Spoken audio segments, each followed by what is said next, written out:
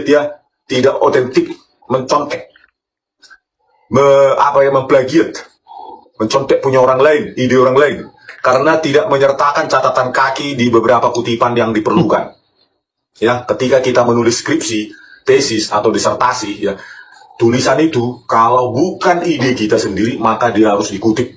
Itulah harusnya moralitas, integritas kita. Kalau itu bukan ide kita maka kita harus kutip dalam referensi atau daftar pustaka. Nah, dia ini tidak menyertakan, ya, itu idenya sendiri atau ide yang dibuat orang lain. Kalau bukan idenya sendiri, tulisan itu maka disertakan di dalam catatan kaki atau referensi. Nah, Yohanes Priyana ini tidak melakukan hal itu, maka diduga termasuk plagiarisme. Nah, inilah kualitas Yohanes Priyana ini, ya. DPR sudah sepatutnya konsisten untuk mengeliminasi, ya, ini dari Transparansi Internasional Indonesia. Setiap calon yang telah dianggap berbuat curang, ya bagi saya itu curang. Karena kalau bukan idemu, harusnya kau sertakan catatan kaki atau referensi bahwa itu diambil dari buku orang, tulisan orang, blog orang. Kan begitu. Itu saja dia tidak ada moralitasnya, orang ini, ya. Kampus. Sebagaimana yang diketahui Komisi... Guys, ini kenapa penting? Ini penting banget, guys. Ini tentang moralitas. Kalau lu pengen menjabat suatu jabatan, bisa melakukan itu, apalagi ketika digoncang imanmu dengan uang. Ya, ini gampang menilai seseorang yang punya jabatan ini, guys. Gampang banget. Gampang banget. Makanya ini harus, ingat nggak? Hakim yang menangani kasus FPI itu 3 orang kan? Ibu ini dia menolak, ingin supaya itu akan dinyatakan sebagai pelanggaran HAM, tapi 2 ini enggak. Nah, 1 yang ini di penjara terlibat suap. Nah, ini kita duga dong, ya nggak sih? Bisa dong kita duga ini, Yohanes ini, sementara baru dibongkar track recordnya ini. Bisa dong, harusnya bisa. Oke.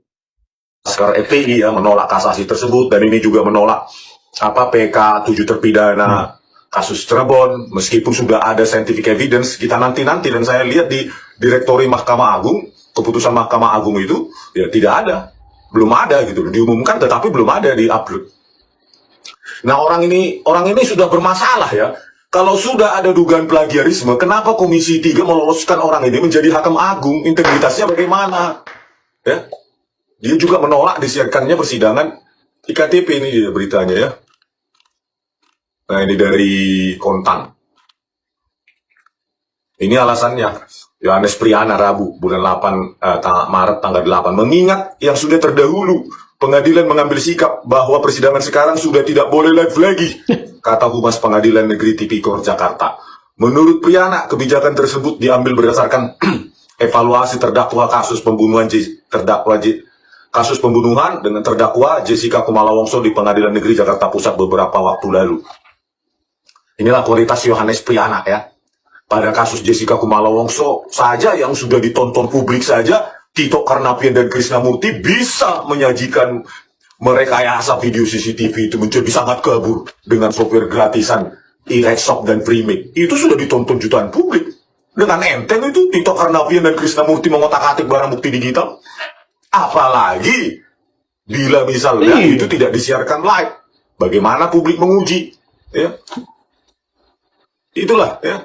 Kasus Jessica saja disiarkan live bisa direkayasa oleh Tito Karnavian dan Krisnamurti lewat tangan kotor ahli digital forensik penipu itu Muhammad Noel Azhar dan Christopher Harimaryanto dengan software gratis iRedshop dan Freemake. Detail loh, guys. Itu bisa kalian download gratis dan diakui di PK kemarin masih menipu Muhammad Noel Azhar. iRedshop dibilang bawaan DVR Telview.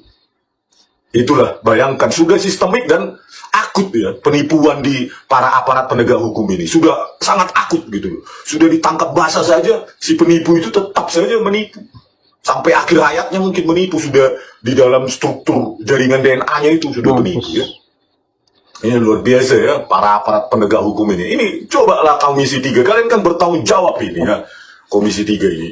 Ya, menghasilkan Hakim Agung yang kualitasnya seperti ini tanggung jawab kalian. Makanya pecat saja ini orang. Komisi 3 panggil gitu loh, panggil Ketua Mahkamah Agung, panggil Ketua Komisi Yudisial, kenapa bisa scientific evidence ekstraksi SMS itu tidak dipandang sebagai novum, gitu loh. Panggil